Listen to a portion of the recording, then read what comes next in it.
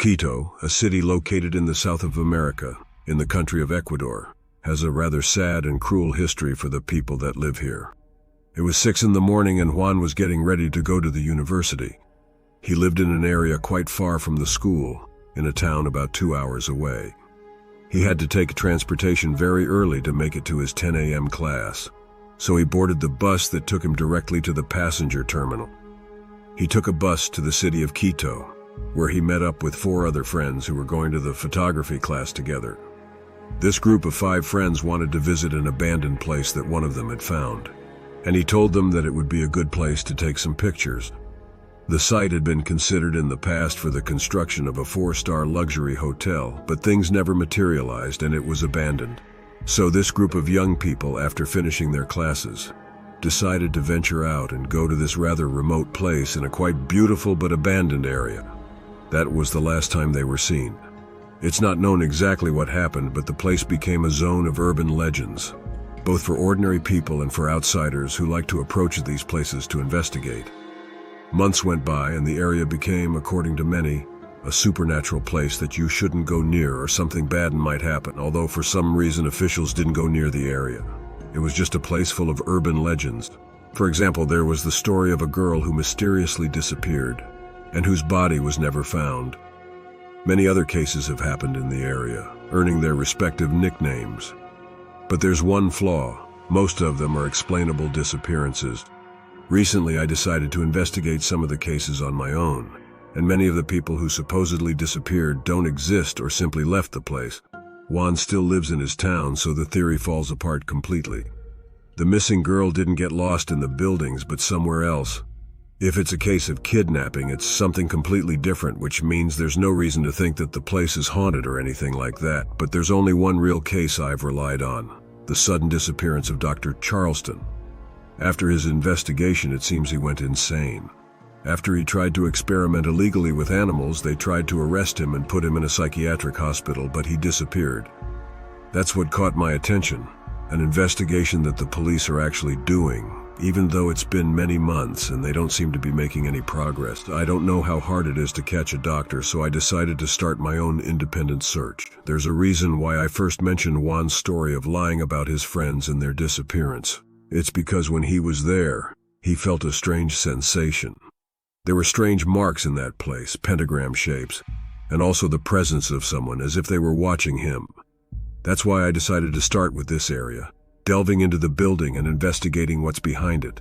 No one dares to go in there because that's where the urban legend is and the authorities don't believe in these places. But Dr. Charleston's research was about studying runes as a practical element, a complete madness. It was to be expected. It was 4 in the afternoon and I ventured into the area. It was quite heavy, not for any particular reason, but because of the intense heat. I entered the abandoned building and felt a terrible stench, an unpleasant smell of feces and blood. Obviously, the place was a homeless shelter, so it wasn't surprising.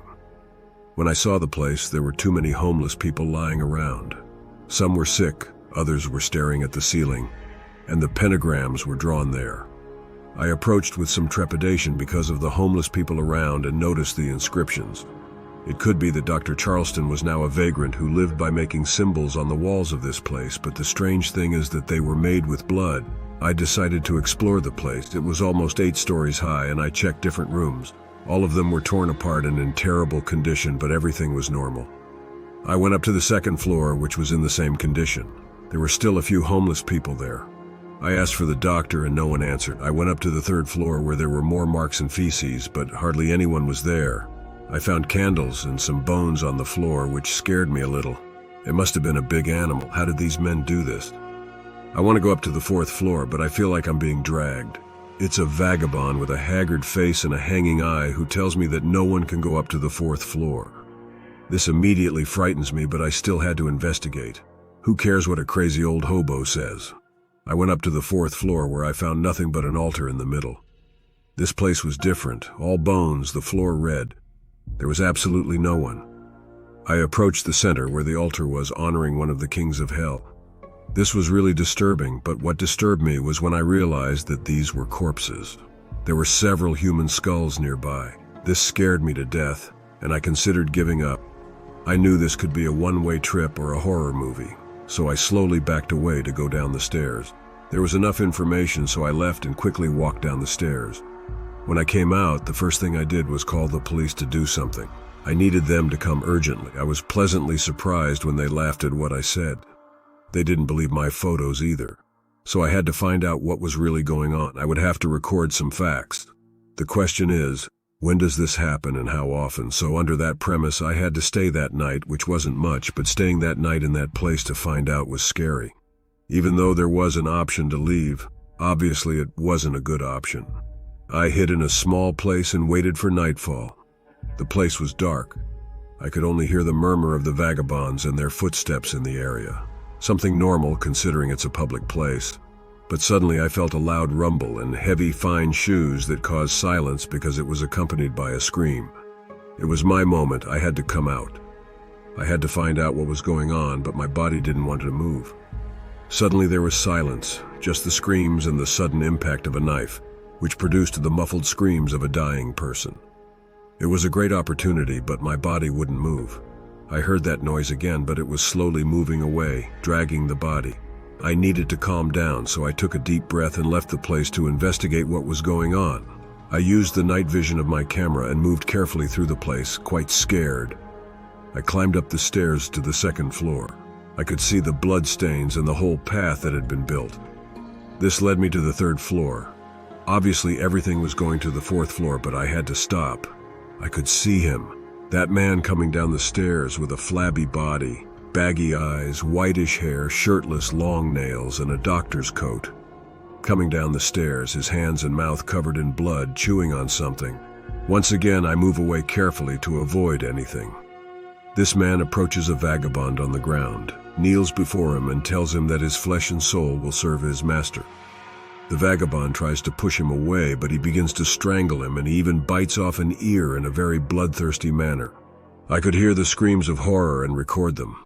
It was a great opportunity to see what he was doing, but at the same time, my body wanted to leave here the moment he dragged the body to the fourth floor, so at the moment I wanted to take advantage of leaving, curiosity killed me. I had to know what he was doing up there and what he was using the bodies for. Was it some kind of cult? So it was irresistible to climb to the third floor with extreme caution to find out what was going on, where I found the scene of 4 more men gathered with him, wearing ceremonial robes. The doctor didn't have one. There were a few more bodies gathered in the area.